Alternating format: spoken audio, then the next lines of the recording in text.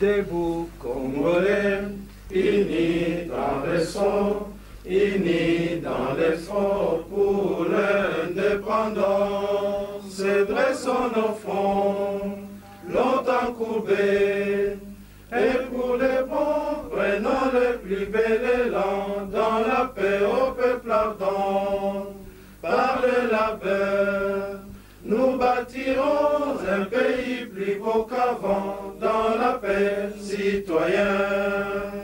Entonnez l'hymne sacré de notre solidarité, fièrement saluer l'emblème d'or de notre souveraineté. Congo, don béni, Congo, des aïeux, Congo, au pays Congo, bien-aimé Congo, nous peuplerons ton soleil, nous assurerons ta grandeur. 30 juin pour ton soleil, 30 juin du 30 juin, jour sacré soit les témoins, jour sacré de l'immortel, serment de liberté, que nous léguons à notre postérité pour toujours.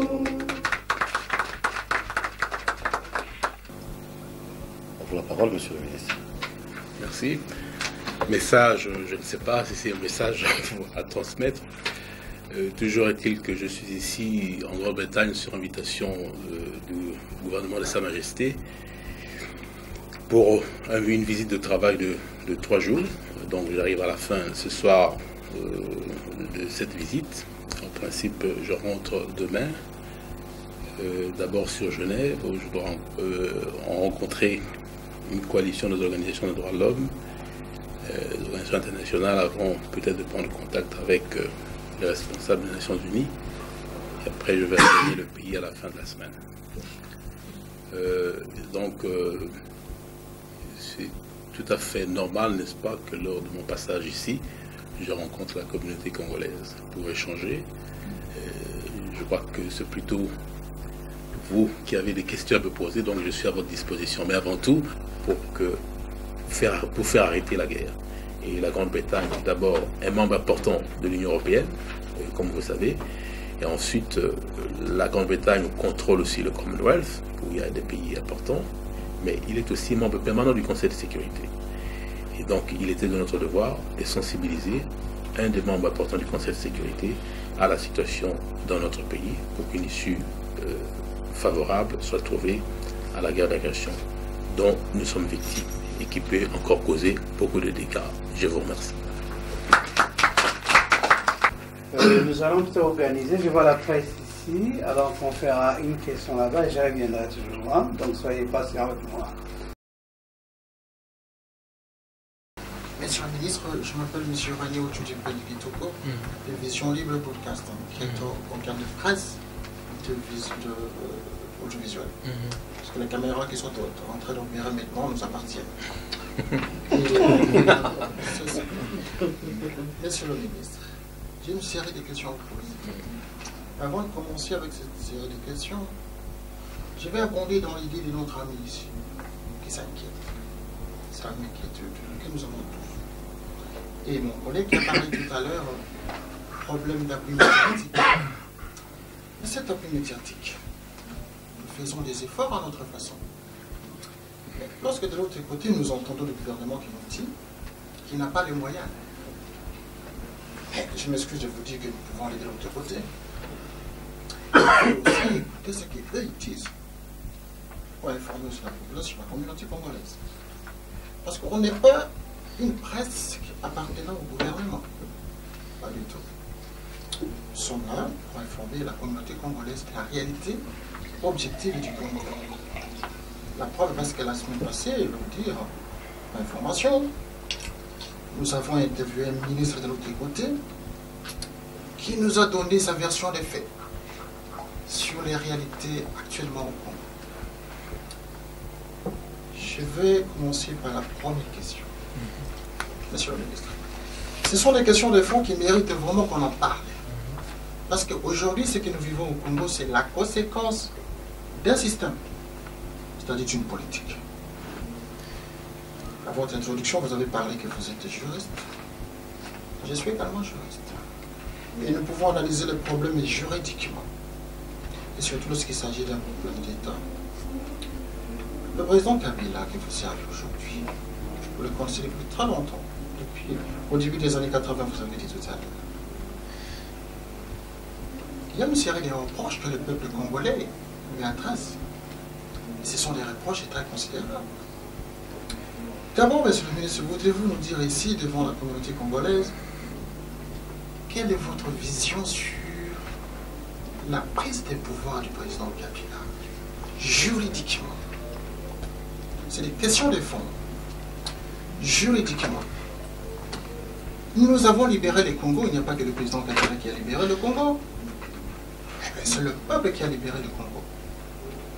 Parce que le maréchal Mobutu était déjà abattu à l'intérieur. Et voyez-vous que M. Kabila arrive à Kinshasa pour non seulement s'autoproclamer président de la République, mais également imposer son système.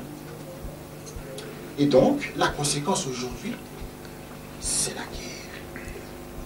Et lorsqu'il y a la guerre, c'est-à-dire il y a des mécontents.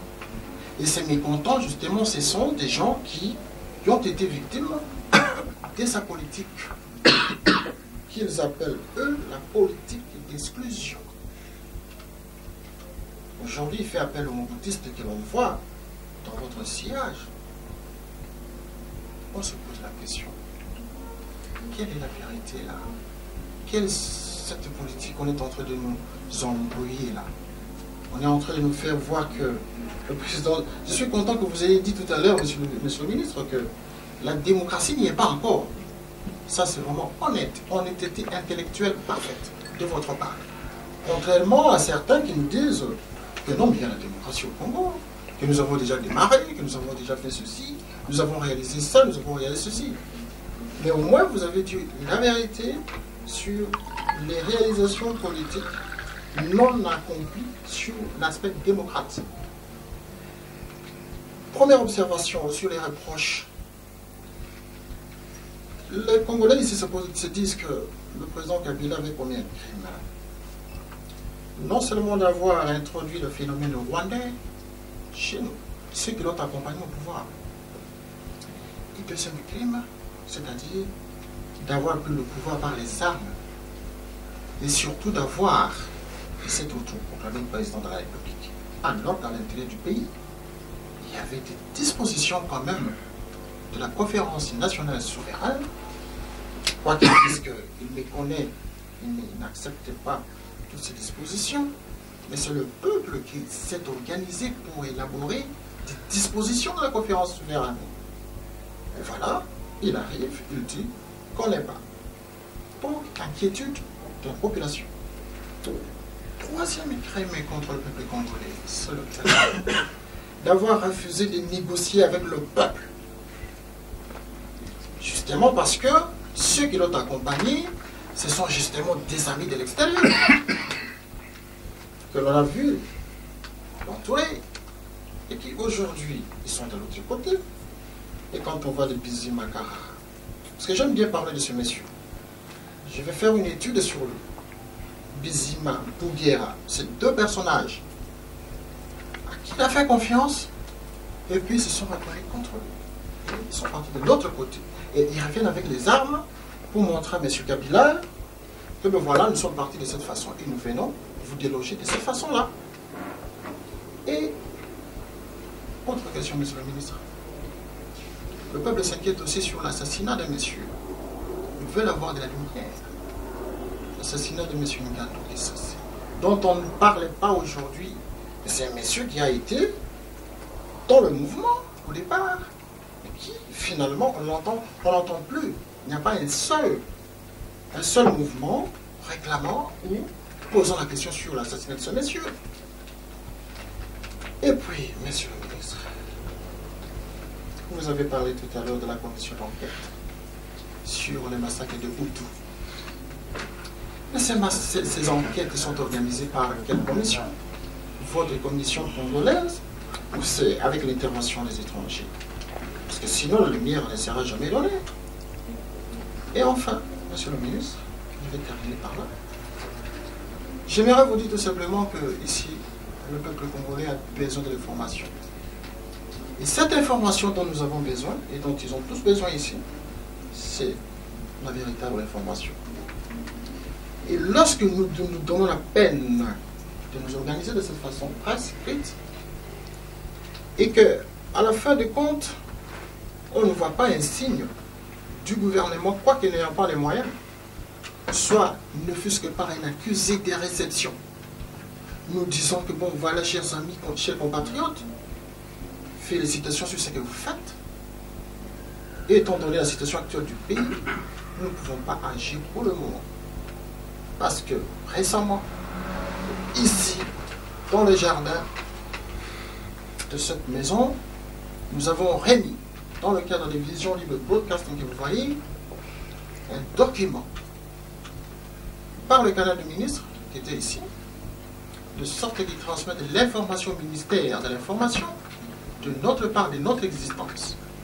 Et à la présidente de la République également, j'ai la copie de la lettre avec moi, mais le regret est tellement grand de n'avoir pas constaté un seul signe de vie, ne fût-ce que par un accusé de réception. Je vous remercie, monsieur le ministre. Merci. Il y a encore une dernière? Oui. Ok. Merci. Et moi, je m'appelle Sampengo. Brièvement, parce que... Deux petites questions. Donc, en fait, je veux savoir votre point de vue personnel au niveau de la réconciliation de notre armée et celle de la rébellion. Et puis, quelle aussi votre opinion sur le cessez de fait que moi j'appelle un cessez de fait en ballottage défavorable au niveau du gouvernement en fonction des postes ministériels. Non, merci. Vous voyez, nous sommes en démocratie, chacun s'exprime librement. Et moi, je suis tout à fait à l'aise, je suis à votre disposition pour répondre à toutes les questions, sans en éluder une seule. Et si j'en élude, il faut essayer de m'interpeller dans ce sens. Mais là, ça m'amène à revenir à notre ami juriste sur la question de la prise de pouvoir. Vous savez, beaucoup de choses ont été dites dans ce sens. Vous remettez en cause la lutte armée, ça c'est votre point de vue. Mais la lutte armée, le droit au soulèvement est connu par tous les textes internationaux. Quand vous lisez même la Révolution française, le droit au soulèvement quant à l'oppression est connu à tout le monde. C'est-à-dire que la répression reste l'ultima ratio, le seul moyen qui vous reste pour lutter contre un régime oppressif. Donc vous ne pouvez pas, mon cher ami, remettre en cause comme ça la signification de la lutte armée. Nous qui avons opté pour cette lutte armée-là, mais même qui ne sommes pas arrivés à bout, vu les circonstances bien déterminées, sur le plan géopolitique, n'est-ce pas, dans lequel se trouvait notre pays, vous ne pouvez pas remettre en cause la légitimité de la lutte armée pour la prise du pouvoir. Ça, franchement, vous serez vraiment disqualifié et vous n'êtes pas du tout autorisé, avec tout le respect que je vous dois, de remettre en cause la légitimité de la lutte armée. Ça, franchement, ça, je dois vous le dire très, très courtoisement. Bon, maintenant, vous parlez de la conférence nationale souveraine. Nous qui étions dans l'opposition, nous avons refusé de rejoindre nos amis qui ont accepté le processus de la conférence nationale souveraine. Mais je pense que nous n'avions pas tort. Parce que combien de temps a duré cette conférence nationale souveraine? C'est ce qu'on a appelé finalement, il y a beaucoup d'écrits à ce propos, une transition interminable d'à peu près 7 ans. Et puis pour une question de principe, lors de cette conférence nationale, autant on peut être d'accord avec la conférence nationale sur le plan technique, c'est-à-dire qu'il y a des textes importants qui ont été faits, qu'on peut saluer parce qu'il n'y avait pas que des imbéciles dans cette conférence nationale, il y avait des têtes qui étaient là, des professeurs d'université, énormément beaucoup de politologues, des sociologues, ainsi de suite. Il y a des textes qu'on peut prendre en considération sur le plan technique. Mais, mon cher ami, sur le plan strictement politique, moi je ne pouvais pas du tout partager la démarche de la conférence nationale, tout simplement, ça c'est mon opinion, et c'est l'opinion aussi d'une bonne partie des gens qui, et militaires de concevoir la chute du pouvoir que de passer par la conférence nationale. Tout simplement pour quelle raison? Vous savez, ici souvent, on parle maintenant, je crois que quelqu'un a parlé de la Troisième République. C'est une opinion qui est assez répandue et qui est reprise même actuellement par les membres du gouvernement. Moi, je ne partage pas du tout cette accession à la Troisième République, parce que pour moi, la seule République qui vaille, c'est celle de 60, qu'on a interrompue, et que après, c'est la dictature qui a succédé à la République. Vous avez parlé de Kissa Senghane tout à l'heure, mais je peux vous renvoyer, n'est-ce pas, à 60. Est-ce qu'on a éclairci l'assassinat de Patrice Lumumba aujourd'hui? C'est quand même un Premier ministre de la République. C'est lui, grâce à qui, et peut-être il n'était pas le seul, mais des gens qui ont joué un rôle moteur pour la libération de notre pays. Cet assassinat politique n'a jamais été éclairci jusqu'aujourd'hui. Et ce sont ceux-là, imaginez-vous, lors de la conférence nationale souveraine, ce sont les mêmes personnes qui ont assassiné Patrice Lumumba qui se retrouvaient à la tête de la conférence nationale. Hein, mon cher ami, à 60. Le collège des commissaires généraux, vous savez très bien, le 14 septembre 60, qu'est-ce qui s'est passé? C'était le coup d'État, le premier coup d'État de Mobutu qu'il a effectué. C'est à partir de ce moment-là qu'on a assassiné la République. Et avant cela, le parti Lumumba, le 13 septembre, avait obtenu le plein pouvoir d'un parlement démocratiquement élu. Le plein pouvoir pour quelle raison? Parce que peu de jours avant, il a été révoqué illégalement par le président de la République de l'époque. Vous comprenez? Donc l'assassinat de la République, c'était le 14 septembre. Ce sont ceux qui ont assassiné la République, parce qu'aujourd'hui, vous contestez la prise de pouvoir du chef de l'État, mais ce sont ceux qui ont assassiné un régime démocratiquement élu qui se retrouvait à la tête de la conférence nationale. Est-ce que vous pouvez me contredire sur ce point-là? Vous savez ce que c'est que M. Iléo? Et pour je n'ai pas discuter de certains problèmes, il y a aussi des personnalités importantes qui sont aujourd'hui, même dans l'opposition, qui ont joué un rôle néfaste par rapport à la démocratisation de notre pays depuis 1960. Ce sont ceux-là qui sont retrouvés à la tête du pays. Comment voulez-vous que moi, je ôte de toute signification toutes les années que je passais à l'exil, en exil, n'est-ce pas, pour lutter contre la dictature? Il n'en est nullement question. Donc il y a déjà un débat. Donc, si vous voulez, aujourd'hui, si on en parle, c'est de la restauration de la République dont on doit parler, et non pas d'une troisième République, parce que pour qu'il y ait une troisième République, il faut qu'il y en ait eu une deuxième. Or, la deuxième, on ne l'a jamais vue. Il n'y a jamais eu une deuxième République. La seule République que moi je sache, c'est celle des 60 qui a été assassinée le 14 septembre 60. Vous comprenez? Alors, c'est quand même, il faut rappeler des choses importantes. Alors, vous contestez la prise de pouvoir du 17 mai. Je dois vous dire ceci. Il y a eu une lutte qui a été déclenchée depuis Goma. À l'époque, s'il y avait la carte ici, je voulais vous montrer la carte du Congo et vous allez voir. Peut-être que vous compreniez qu'est-ce qui a motivé la lutte armée. La lutte armée a été motivée pour quelle raison? C'est parce qu'il était impossibilité de changer les choses de l'intérieur. Voilà. Et si la transition qui provient de la conférence nationale a échoué, c'est justement parce qu'il y avait impossibilité de changer les choses de l'intérieur. Donc il fallait le faire depuis l'extérieur.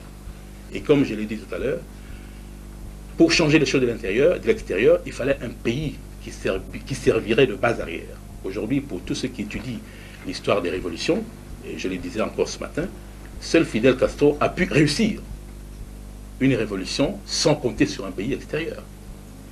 Dans tous les autres mouvements de libération, quand vous regardez en Afrique, seul un pays servant de base arrière a servi de changement pour un mouvement de libération. Sinon, vous ne pouvez pas. Mais nous, la situation était bloquée. Pour quelle raison? C'est que, à un moment donné, vous savez, moi j'allais souvent au Congo-Brazzaville. Et quand nous étions en train de mettre sur pied une armée de libération, en recrutant depuis le Congo par Brazzaville et par Goma. On rentrait au Congo-Brazzaville sans problème.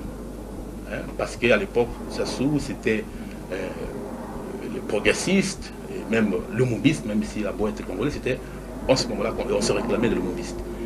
Nous venions au Congo-Brazzaville sans histoire. Mais quand Mobutu a appris qu'une action militaire était en train de préparer depuis Brazzaville, il a sommé Sassou Nguesso de nous interdire de venir au Congo-Brazzaville. C'était la dernière fois que nous sommes venus au Congo-Brazzaville, c'était en 1985. Et tous les militants lumumbistes qui étaient au Congo-Brazzaville ont été chassés et sont aujourd'hui dans les pays nordiques où ils ont obtenu l'asile sous la pression du gouvernement Mobutu. Si bien que, malgré l'obédience politique différente, tous les pays de la région ont signé presque un pacte de modus vivendi. C'est-à-dire que vous êtes marxiste, moi je suis une dictature de droite, mais on se met d'accord pour que les opposants respectifs n'utilisent pas un territoire voisin pour fomenter un changement dans l'autre pays. C'est comme ça que la situation était bloquée. Et nous n'avions plus d'autre issue. C'est pour ça que ce qui s'est passé au Rwanda était une aubaine pour ceux qui militaient, encore une fois, pour le changement dans notre pays. Alors ce qui s'est passé au Rwanda, c'était simplement un concours de circonstances. Et là, beaucoup de gens avaient accusé le chef de l'État d'avoir signé des accords, d'avoir vendu le pays, tout ça. Mais non, il faut dire qu'il faut vous mettre dans la stratégie de la révolution. Ceux qui ont appris les histoires révolutionnaires comprendront cela. Voilà un concours de circonstances qui se présente. Comment voulez-vous qu'une personne qui a milité pendant 30 ans laisse louper une occasion rêvée parce qu'à l'intérieur du pays, on ne pouvait plus changer. Il fallait commencer depuis l'extérieur. Alors l'occasion s'est offerte. C'est pour ça que nous avons signé cette alliance avec les Rwandais, pour une double raison. D'abord parce qu'on peut pas le dire, les Tutsis rwandais ont subi un génocide. Et moi, en tant que révolutionnaire, je dois partager avec les victimes du génocide. Et en ce moment-là, avant même ce qui se passe aujourd'hui, je n'avais rien à reprocher à ces gens-là. Ça, c'est la première chose qu'il faut remarquer. D'autre part, une occasion est offerte pour vous qui militez pour le changement dans le pays. Comment voulez-vous rester inerte sans profiter de cette occasion-là? C'est comme ça. Donc, il y avait plusieurs acteurs dans le déclenchement de la lutte, avec des objectifs différents. Donc, c'est un concours de circonstances. Il y avait identité, et si vous voulez, d'intérêt, mais les objectifs étaient différents. Moi, je cherche la libération de mon pays. Les Rwandais cherchent à préserver leur identité après le génocide. Et les autres mouvements, comme ceux des Hutus qui cherchaient à partir de notre pays à renverser le gouvernement qui venait de génocider de l'autre côté. Alors il y avait énormément d'acteurs, chacun cherchant à atteindre un objectif bien déterminé, mais avec un concours de circonstances. Donc nous avons seulement profité de ce concours de circonstances, uniquement. Et c'est comme ça qu'on a fait un chemin ensemble, parce qu'il n'y avait pas d'autre moyen. Et nous étions de bonne foi. Qui pouvait imaginer à l'époque que ce qui est arrivé actuellement arriverait? Et je dois vous dire aussi un élément important sur le plan juridique. Vous voyez, ici, il y a beaucoup de gens qui, par extrémisme, mais aussi par les événements que nous venons de vivre, remettent en cause ou remettent en exergue, si vous voulez, la question de la nationalité. Alors là, je vais faire une parenthèse. Vous êtes ici en Europe occidentale.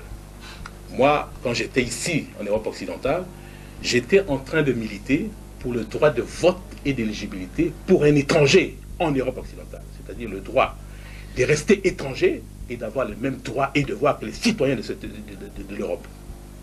Comment voulez-vous qu'une personne qui est venue dans notre pays, la République démocratique du Congo, si on veut vraiment appeler ça République, une personne qui est venue en tant que réfugié en 1959 et qui a fait des enfants, et à l'époque où nous avons pris le pouvoir, vous avez peut-être ces enfants ont peut-être 37 ans, lui-même est peut-être à 50 ans.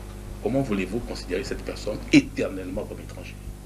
Dans ceux qui viennent ici dans les pays nordiques, je pense que même au Canada, il suffit de 5 ans de séjour pour obtenir la nationalité. Parfois même, il vous suffit, n'est-ce pas, d'aller aux États-Unis, votre femme est enceinte, elle accouche à New York, l'enfant sera américain, sans le vouloir. Il est tout simplement américain. Et ça a aussi le problème du jus soli, jus sanguinis. Donc, c'était des notions qui sont anachroniques. Ici, en Europe occidentale, la question de la nationalité, franchement, ne sert plus à rien parce qu'on parle de la citoyenneté européenne. Alors, comment voulez-vous vous accrocher à ça? Pour moi, non. Donc, nous, on avait une conception avant-gardiste de la citoyenneté, déjà de l'époque. C'est pour ça qu'il est Bizima Kara. Et ça, moi, je ne le regrette pas. Je veux dire, au niveau des grands principes, je ne le regrette absolument pas du tout. Bizima Kara est devenu ministre de la République, tout simplement par cette haute idée que nous avions de la citoyenneté. Maintenant qu'ils gâchent par rapport à leurs propres intérêts, ça c'est leur affaire. Mais j'en prends acte et j'en tire les conséquences pour l'instant. Donc, ça c'est une remarque que je voulais vous faire. Et alors, ne dites pas, on nous a amené des Rwandais et tout ça, parce que mon cher ami, vous êtes juriste, il faut quand même respecter certains grands principes. Alors, le pouvoir, maintenant la prise de pouvoir au niveau de la légitimité. Qu'est-ce que vous auriez voulu, n'est-ce pas, que le président de la République fasse le 17 mai? Alors, vous adhérez, n'est-ce pas, à cette logomachie ici en Occident, le président autoproclamé. Ok, autoproclamé, c'est peut-être ça, ce que vous dites. Mais qu'est-ce que vous auriez voulu, n'est-ce pas, qu'il fasse le 17 mai? Vous auriez voulu qu'il dise, bon, écoutez, moi je viens de libérer ce pays, voilà, vous, monsieur, vous êtes là, venez prendre le pouvoir, moi je me mets dans l'opposition ou je reprends l'exil. Jamais. S'il vous plaît, j'ai milité. Quand on dirige une formation politique ici en Occident, c'est pourquoi? C'est pour diriger le pays. Alors, le pouvoir est là, vous voulez les laisser, je n'arrive pas à vous comprendre. Alors, vous le prenez pour quelle raison? Il n'y avait pas de structure démocratique qui existait. Et c'est pour ça que le chef de l'État a dit, moi je prends le pouvoir et je m'engage à redémocratiser ce pays. Et je pense, vous me donnez-moi 2 ans. Entre-temps, je suspends les activités politiques. Pendant 2 ans. Bon. Alors, si vous êtes juriste, moi, je suis légaliste. Et je vous renvoie des textes. Nous n'avions pas de constitution. Quel était le texte de référence? C'était le pacte international relatif aux droits civils et politiques. Puisque vous êtes journaliste, aujourd'hui, même pour votre protection, vous devez vous référer, n'est-ce pas, à cet engagement international. Qu'est dit l'article 4 du pacte international relatif aux droits civils et politiques? C'est qu'à un moment donné, on peut suspendre certaines libertés lorsque certaines circonstances l'exigent, lorsque le fonctionnement régulier des institutions est en danger. Il faut suspendre certaines libertés fondamentales, pour autant que le noyau dur des libertés fondamentales soit préservé. Alors, le noyau dur des libertés fondamentales, c'est quoi? C'est qu'il ne faut pas torturer quelqu'un. Il ne faut pas soumettre quelqu'un à un traitement inhumain ou dégradant. Il faut que quelqu'un ait un droit à un procès équitable. Il ne faut pas arrêter quelqu'un arbitrairement. Si ces droits-là, on ne peut pas y porter atteinte. Et sous aucun prétexte et en n'importe quelle période. Vous devez les respecter, même en période de guerre. Vous devez les respecter. Tous les autres droits reconnus par les textes internationaux peuvent se voir suspendus, peuvent se voir limités en raison des circonstances exceptionnelles. Voilà le texte des références. Et cette limitation ne doit pas être éternelle, elle doit être limitée dans le temps. Et le chef de l'État s'est donné 2 ans en fixant un programme. Je mets d'abord sur pied une commission constitutionnelle qui était chargée d'élaborer un avant-projet de constitution. Cet avant-projet de constitution allait être soumis à une constituante qui allait l'amender, et la constituante allait être représentative de toutes les forces vives du pays. Et cette constituante allait finalement pondre le texte définitif pas un projet définitif de constitution, qui, pour une question de, si vous voulez, de surcroît de légitimité, allait être soumise à référendum. Et après quoi seulement, on allait passer aux élections. C'était ça le processus qui a été initié. Alors, franchement, par rapport au droit international, moi j'ai discuté ici avec beaucoup de juristes, personne ne peut remettre, n'est-ce pas, le fondement légal, le fondement juridique de cette suspension des activités politiques. Que quelqu'un me dise, que vous me disiez aujourd'hui que pendant le régime Kabila, pendant ces 2 ans, telle personne a été arrêtée arbitrairement, alors là oui, moi je suis d'accord avec vous, cette personne doit être libérée, et on doit condamner l'autorité qui l'a arrêtée arbitrairement. Telle personne a été torturée, inévitablement, la personne qui a torturé doit être condamnée. Telle personne a été jugée de manière qui n'est pas du tout conforme à l'équité, alors à partir de ce moment-là, ce procès n'est pas régulier, il faut le corriger. Là, ce sont le noyau dur des libertés fondamentales auxquelles, en aucun cas, on ne saurait porter atteinte, comme le dit les textes fondamentaux. Alors là, sur ce point-là, je suis d'accord avec vous. Mais alors, s'il vous plaît, mon cher ami, ne remettez surtout pas les conditions dans lesquelles le chef de l'État a pris le pouvoir. Donc je suis tout à fait contre vous quand vous dites, vous mettez en cause la légitimité. Si vous aviez une autre solution, vous nous la proposez. Et d'autre part, comme je l'ai dit tout à l'heure, vous n'allez quand même pas nous dire que nous allons militer dans l'opposition pendant autant d'années pour prendre le pouvoir, et dès lors que le pouvoir est là, vous dites non, c'est vous voulez, alors, écoutez, je dois finir pour vous expliquer, n'est-ce pas, cela en toute clarté. Alors, vous allez plus loin, vous dites, vous nous avez amené les Rwandais et tout ça. Je vous ai bien expliqué. Je vous dis, on ne regrette rien du tout. Je crois que, et là maintenant on nous reproche, on nous dit génocidaire, ceci, cela. On a donné la chance aux Tutsis de se réconcilier avec toute la communauté nationale. Et c'est un ministre des droits humains qui vous en parle. Et c'est un protecteur des Tutsis aujourd'hui là. Parce que moi, ma vie est menacée à Kinshasa, au même à Lubumbashi. Parce que quand je défends les Tutsis, c'est moi qui mets ma vie en danger, vu l'hostilité de la communauté nationale à l'égard des Tutsis par rapport à ce qui vient d'arriver actuellement. Et c'est un ministre des droits humains qui vous parle. Donc moi je vous dis sincèrement, je ne regrette rien du tout. Au contraire, je n'ai fait que faire respecter les grands principes.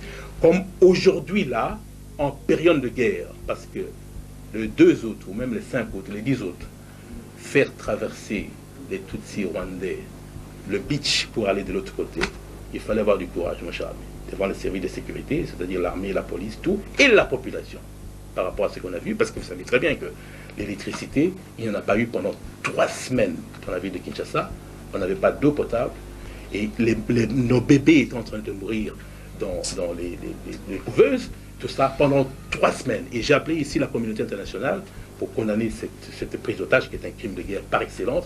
Personne n'a bougé. Comment voulez-vous que la population congolaise aujourd'hui ne se révolte pas, hein? Que cette population aille jusqu'à menacer la vie des gens, c'est condamnable, mais ce sont des actes qui n'en sont pas moins compréhensibles. Vous comprenez? Ça, c'est des éléments importants qu'il faut prendre en considération. Alors, vous nous dites la commission d'enquête, comment elle sera instaurée. Mais mon cher ami, je vous ai très bien expliqué.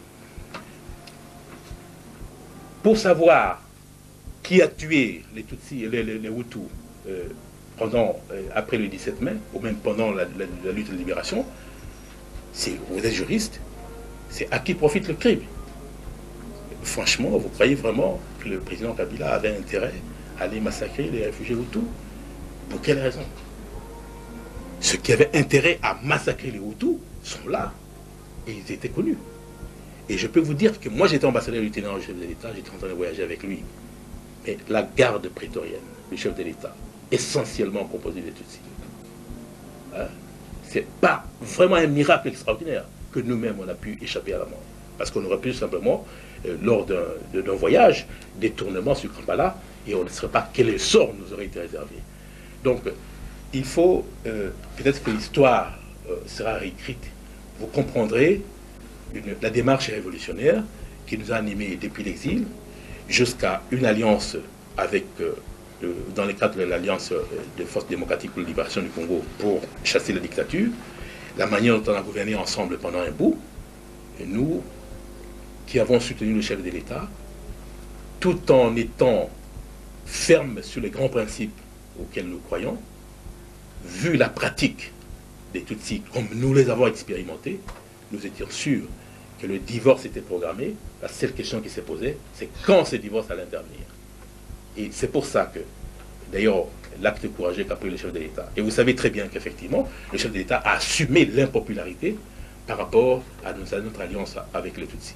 Mais c'est une impopularité qu'il fallait assumer, effectivement, face à l'histoire.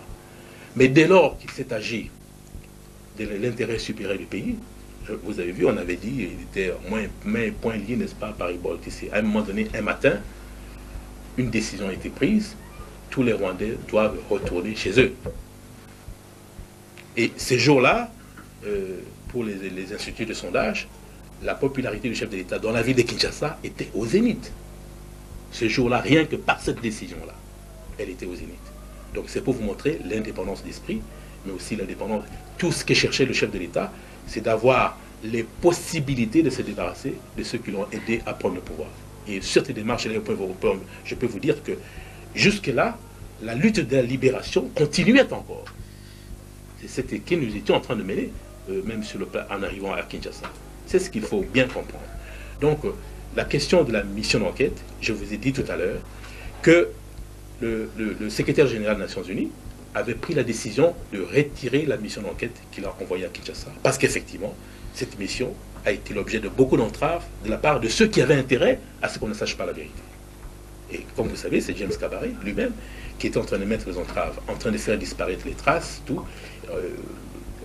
imposer des obstructions pour que la mission ne fasse pas son travail. Après, le secrétaire général a retiré cette commission-là. Bon.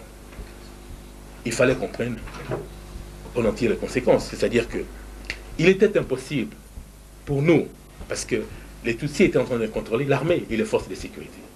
Il était difficile pour nous d'empêcher ces obstructions ou ces entraves au travail de la mission d'enquête. Alors il faut attendre le moment venu. Et c'est ce qu'on a fait. Alors maintenant que la mission a été retirée, les conséquences que nous avons tirées, c'est quoi? Et c'est ce que nous, on aurait dû faire. Pour déterminer la réalité des massacres qui ont été commis dans notre pays, nous n'avions pas intérêt, pour un État qui se respecte, on n'avait pas intérêt à recourir à une enquête internationale. Non. Selon le droit congolais, on aurait pu nous-mêmes rechercher le crime, les auteurs du crime, et les sanctionner. Bon, mais puisque ça n'a pas été fait, et que finalement les Nations Unies retirent leur mission, il appartenait à la République démocratique du Congo de constituer sa propre commission d'enquête. Mais pour montrer notre détermination à établir la vérité, nous voulions qu'il y ait une collaboration avec les Nations Unies, mais aussi d'autres experts internationaux, pour montrer l'impartialité de la commission en question et sa détermination à établir la vérité. Voilà, c'est ce que nous avions fait. Donc cette commission ne peut pas travailler aujourd'hui, tout simplement parce que les zones où les massacres ont été commis sont actuellement contrôlées par nos agresseurs. Donc l'enquête ne peut pas être menée. Mais d'accord avec les Nations Unies, nous avons pris l'engagement qu'une fois la guerre terminée, l'enquête pourra être diligentée dans les meilleures conditions. Voilà ce que moi je peux vous dire à ce propos. Donc, mon cher ami, votre raisonnement n'était pas fondé ni juridiquement, ni moralement, ni sur le plan de la logique. Alors, en ce qui concerne l'assassinat d'Ngandou, ok, vous dites que on ne devait pas déterminer qui a été responsable de l'enquête. Mais je peux vous renvoyer aussi à la même chose que pour les réfugiés Hutus. Qu'est-ce que vous auriez voulu, ceux qui ont assassiné André Guissasso? Moi, peut-être j'ai une idée là-dessus, parce que d'abord, j'étais à Goma, j'ai connu un petit peu l'histoire à ce propos, mais qu'est-ce que vous auriez voulu, n'est-ce pas? Est-ce qu'on avait une marge de manœuvre pour soulever la question d'Ngandou Guissasso pendant que tout était encore en République démocratique du Congo, dans la zone que nous contrôlions? Est-ce que simplement on ne pouvait le faire? C'est la question que moi je vous pose. Donc, vous avez peut-être des a priori, ça c'est votre droit, ou alors vous posez des questions tout à fait honnêtement sur le plan juridique et sur le plan du droit, je vous réponds, mais surtout, n'essayez pas d'imputer une quelconque responsabilité à l'actuel pouvoir. Voilà ce que j'entendais vous dire à ce propos. Excusez-moi, monsieur. Je peux discuter la chaîne de télévision ici en Angleterre.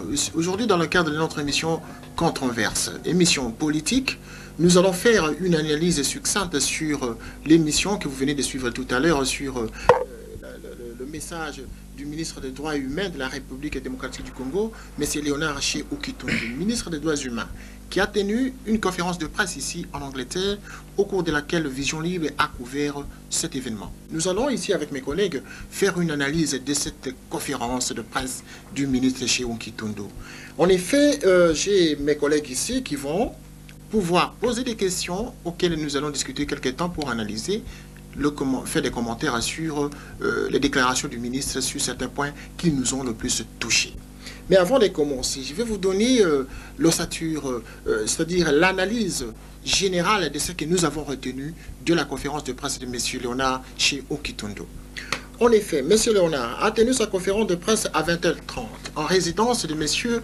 Pierre Katako, qui est le président de CPP en Angleterre. D'abord, M. Okitundu a, dans son introduction, parlé pendant 36 minutes. Déjà, c'est beaucoup. M. Okitundu a été interrogé par l'Assemblée pendant 10 minutes et il a répondu pendant 40 minutes. M. Okitundu a été interrogé par la presse pendant 14 minutes pour répondre 42 minutes de réponse. Et donc, M. Léonard Okitundu, ministre des Droits humains, a donc, pendant 24 minutes de questions pour 82 minutes de réponses. Aujourd'hui, avec mes collègues, nous allons essayer de décortiquer ensemble les points chauds qui ont donc émaillé ce débat que nous avons eu pendant cette conférence de presse. Messieurs, si vous avez des questions, nous allons démarrer ce moment d'analyse. Merci beaucoup pour m'accorder la parole. Selon l'énoncé du ministre, M. Léonard Achille Okitondo, j'ai pu épingler une question que j'aurais à poser parce que je n'ai pas eu le temps. Selon les ministres, nous apprenons avec beaucoup de joie la saisie des avoirs du maréchal Mobutu en Suisse, depuis plus de 2 ans maintenant. Pourrais-je savoir, tout comme les autres Congolais, bien sûr, voudront savoir comme moi, à qui profite cette saisie? Est-ce le peuple congolais ou les autorités dirigeant le Congo actuellement? Ou bien la Suisse qui, à la fois, saisit et en profite? Sur ce, je n'ai pas bien compris.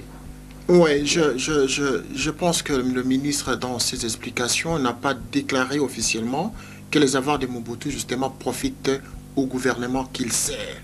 En effet, vous avez compris que c'est un monsieur qui a résidé en Suisse, qui a milité contre le maréchal Mobutu à partir de la Suisse. Et donc, rentré tout de suite, parce qu'il était dans la joie de se retrouver aujourd'hui de l'autre côté, c'est-à-dire du côté du pouvoir. Ouais. Et aujourd'hui, vous comprenez qu'il semblait dire que celui qui défend les droits humains, arrivé en Suisse, la première démarche qu'il a faite, c'était quoi? De saisir les avoirs de Mobutu. En effet, c'est pour qui, pouvez-vous penser? C'est dans les intérêts, justement, du gouvernement qui le sert. Parce que non seulement nous n'avons pas de preuves qu'ils ont saisi les biens, mais également il y a un flou artistique là-dessus, étant donné que s'ils ont saisi les avoirs du maréchal Mobutu, eh bien, ces biens devraient justement bénéficier pour l'intérêt de la nation congolaise. Bien et sûr. Non nous laisser dans un flou artistique, et puis finalement, on ne sait pas justement s'ils ont saisi les biens ou pas. Or, saisir les avoirs des maréchal Mobutu comme tel, ces biens devraient représenter une richesse considérable pour l'intérêt et relever l'économie de ce pays. Donc, M. Léonard n'a pas bien expliqué sa politique, la politique du gouvernement sur la saisie des biens du maréchal Mobutu. Mais nous comprenons en substance qu'il a dû justement dire par là que, quelque part, les avoirs du maréchal Mobutu saisis et gelés. Ça veut dire qu'ils ont gelé ces avoirs pour ne pas les exploiter, ou soit ces biens devraient justement profiter au gouvernement. Tout simplement. J'ai une petite question, ça vous concerne vous pratiquement. Oui. Dites-nous un peu, messieurs les journalistes, vous êtes juriste. Qu'est-ce que vous avez senti au moment où les ministres vous ont répondu? Il a répondu à votre question que celle-là n'était pas pertinente, ni sur le plan logique, ni sur le plan moral, ou juridique. Franchement, dites-nous un peu, qu'est-ce que vous avez senti à la réponse du ministre à votre égard? Est-ce que vous avez pu chercher à rectifier les tirs à partir des leçons que vous avez eues de monsieur le ministre? Et surtout au moment où il vous signifie en face des tons moins amicaux qu'il était contre vous. Pas contre votre point de vue, mais il était contre vous quand vous mettez... Qu'est-ce qu'il a dit? Quand vous mettez à cause le régime actuel.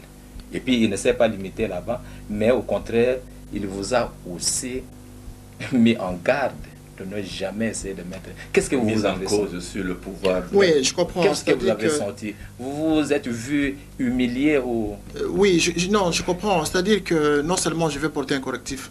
Le ministre Achille Okitondo a dit dans la série des remarques qu'il a semblé faire à la presse congolaise au cours de cette émission, il a dit que, messieurs, votre raisonnement n'est pas fondé, ni sur le point juridique, ni sur le point moral, ni sur le point donc, politique. Et donc vous comprenez déjà ce langage qui sort d'un ministre, vous comprenez que déjà il voulait montrer que la presse que nous représentons, nous commençons à nous constituer aujourd'hui, n'est pas bien, enfin, n'est pas assez intelligente pour pouvoir poser des questions que nous avons posées. Exactement. Donc, ça veut dire tout simplement que M. Okitondo a perdu les pédales. C'est-à-dire qu'il n'arrivait pas à répondre concrètement aux questions qui ont été posées par la presse, et c'est la raison pour laquelle il s'est évertué dans un discours flou pour pouvoir embrouiller l'Assemblée, tout simplement. Parce que si vous analysez, ce sont des questions clés, des questions justement pointues auxquelles la communauté s'interroge. Quant à dire que je m'étais senti peut-être lésé ou... Non. Vous savez, quand on fait un débat politique, il faut accepter les coups. Et c'est plutôt le ministre qui a reçu plus de coups que je n'en ai reçu. En vous entendant expliquer, vous avez l'air de me faire croire que le pays n'est pas encore démocratisé, peut-être. Non, mais c'est plutôt le ministre qui a affirmé, vous l'avez suivi, hein, tout à l'heure, vous pouvez remontez encore la bande, vous verrez bien que le ministre dit quelque part, pour répondre à une question... Vous avez raison. J'ai trouvé quelque part, notre ministre a dit que le pays n'est pas encore démocratisé. Oui. Pourrais-je savoir, tout comme les autres Congolais, bien sûr, voudront savoir et pourquoi cette appellation de la République démocratique du Congo? Est-ce de l'ironie, la distraction, ou tout simplement pour effacer les traces du président Mobutu? Non, mais c'est une politique nostalgique qu'ils adoptent, ces gens. Hein, la bande à Kabila, comme je peux les appeler aujourd'hui. La nostalgie des années 60. Oui, les années, parce que vous l'avez suivi, vous l'avez entendu, il a bien expliqué que, là, par exemple, quand il dit que lui n'accepte pas l'accession de la Deuxième République, et qu'il reconnaît que même dans le Conseil des ministres, il y a des ministres qui adhèrent à cette conception de la Deuxième République. Et que lui, ministre des Droits humains, qui dit non, lui n'est pas d'accord avec cette conception de la Deuxième République. Et que pour lui, c'est la Première République qui a été suspendue par une dictature de 32 ans. Donc vous comprenez que ce groupe de citoyens qui nous gouvernent aujourd'hui veulent justement nous replonger dans l'histoire, c'est-à-dire revenir 30 ans en arrière pour recommencer la politique des années 60. Or, la politique des années 60 n'est plus de mise aujourd'hui, étant donné que, vous comprenez bien, vous conviendrez avec moi, que déjà nous sommes à la fin du siècle. Nous sommes à la fin du siècle et on nous parle de la Première République qui a été suspendue.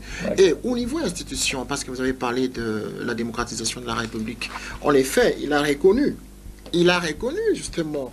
C'est ce que nous voulions, justement, savoir, et que tous les Congolais voudraient savoir, que la République du Congo n'est pas encore démocratisée.